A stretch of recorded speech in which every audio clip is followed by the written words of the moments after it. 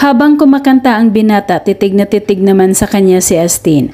Napakalakas ng chemistry ng dalawa dahil pumatok ang kanilang tambalan sa mga Gen-Z.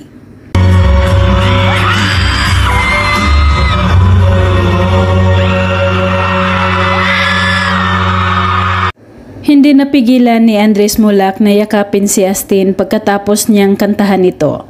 Napakalambing talaga ng binata para sa dalaga.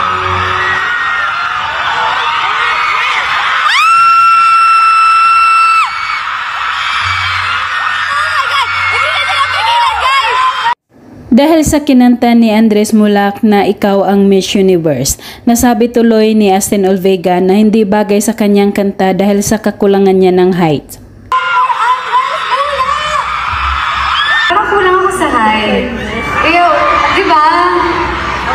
Di ba?